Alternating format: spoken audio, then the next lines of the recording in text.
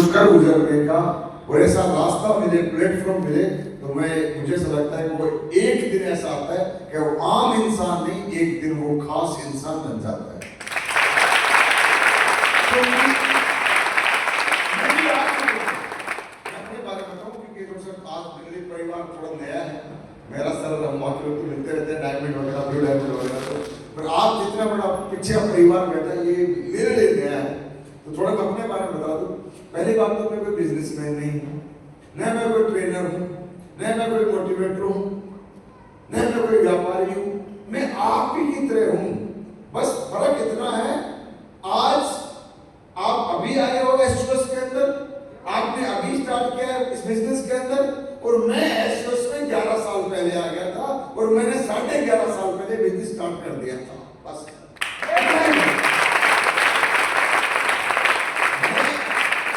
मेरे परिवार में किसी ने व्यापार नहीं किया सर, मेरे परिवार में कोई बिजनेसमैन नहीं बना। मैं अपना बैकग्राउंड बताऊं आपको, तो मेरे दादाजी थे वो आर्मी में थे, मेरे पिताजी थे वो भी आर्मी में थे, और मैं भगवान को धन्यवाद बोलता हूं, थैंक्स प्रभु 16 साल तक मुझे भी आर्मी में सेवा करने का मौका दिया।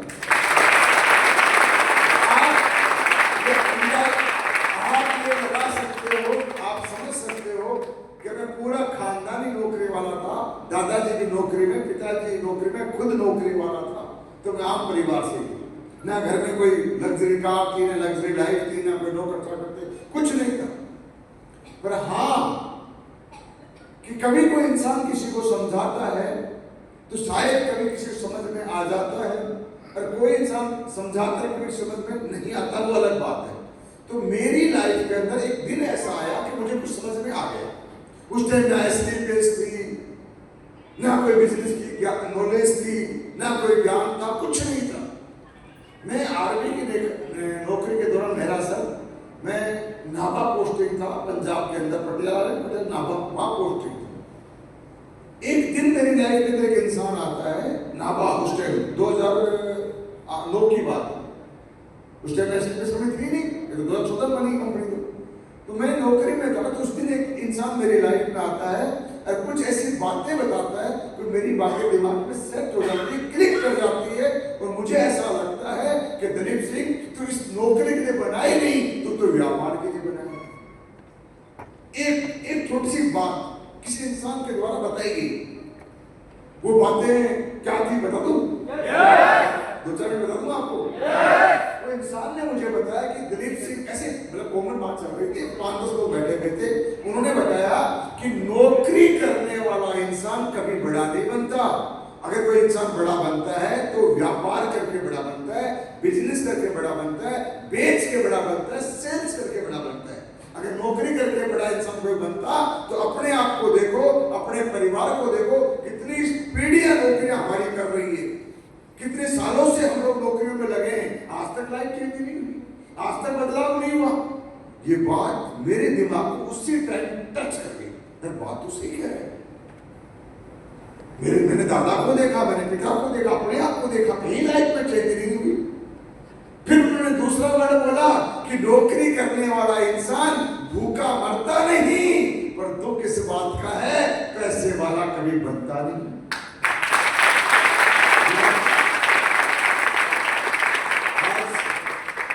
आप सब मेरे भाई बहन हो, इतना बड़ा परिवार, आज आप बैठे हो, आप में से एक इंसान बता दे भाई उसने नौकरी करी है और आज उसकी जिंदगी रेंज रोवर में है, आज उसकी जिंदगी बंगलों में है, आज उसके पास नौकर चाकर है क्या कोई अपने समाज में? और आपके हमारे समाज में हजारों लोग मिल जाएंगे, हजारों, जो गरीब घर के थे, नॉर्मल परिवार के थे, शहर में आ गए, कोई ने कोई व्यापार किया, कोई ने कोई बिजनेस किया, कोई ने कोई सेल्स की दुनिया में कदम रखा, और आज वो उस व्यापार की दुनिया में आज किंग है, किंग।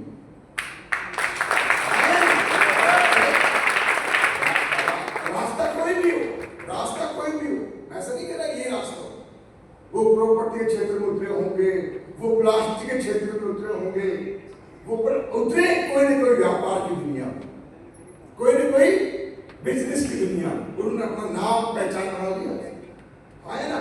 और खासकर हम राजस्थानी लोग हैं, हम समझ सकते हैं मारवाड़ी को कि आज पूरे हिंदुस्तान में नहीं पूरे विश्व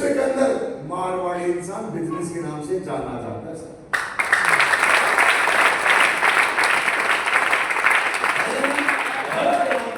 कोई भी व्यापार करे, चाहे वो किराना का करे या कोई बड़े लेवल कोई होटल करे, कुछ भी करे, वो अलग बात है।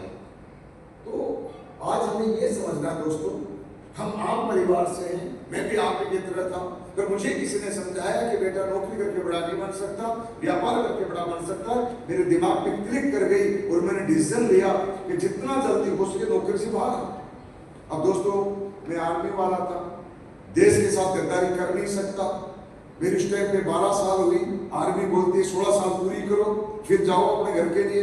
तो मैंने अपने देश के लिए मैंने अपने 16 साल पूरे किए, कोई गद्दारी नहीं करी, ईमानदारी से नौकरी करके प्रॉपर पेंशन लेके 2012 में रिटायरमेंट होके आ गया।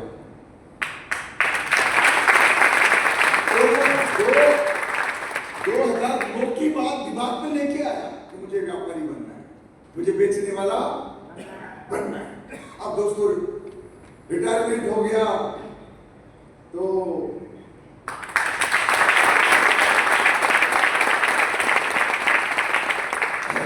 मेरा गला बैठा हुआ है, आप मेरी भावनाओं को समझने की कोशिश करना, क्योंकि रोज ऐसी मीटिंग चल रही, डेली चल रहा है, कभी कोई होटल कभी कोई होटल, और आगे कब तक रहना मुझे भी नहीं मालूम। तो आप तो चले जाओगे 4 दिन में, पर मुझे तो यही रहना पड़ेगा मजबूरी, क्योंकि बहुत बड़ा परिवार बना रखा है आज हिंदुस्तान के अंदर। तो बहुत लोगों ने उम्मीद बना रखी है कि सर आएंगे सिखाएंगे बताएंगे, तो हमारा तो काम है अपनी परफॉर्मेंस दिखाना भैया कि हम ऐसे सिखाते हैं लोगों को। तो पूरा गला जाम हो रखा है, तो मैं 100% कोशिश करूंगा कि जितनी मेरे अंदर नॉलेज है सारी की सारी आप में ट्रांसफर करूंगा।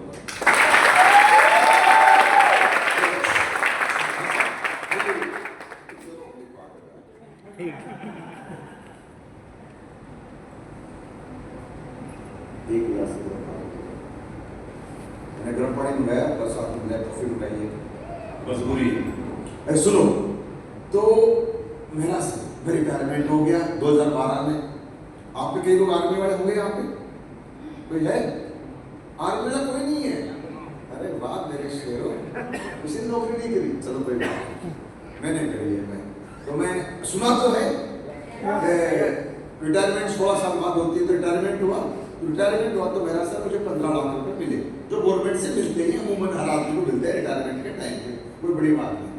अब मैं माइंड में लेके आया मैं व्यापारी बनूंगा, मैं माइंड में लेके आया मैं बिजनेसमैन बनूंगा, मैं माइंड में लेके आया बेचने की दुनिया में जाऊंगा।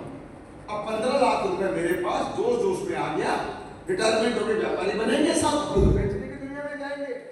अब मैं करूं क्या? 15 लाख रुपए मेरे पास में है और मुझे कोई व्यापार नहीं मिल रहा। ताज्जुब की बात है।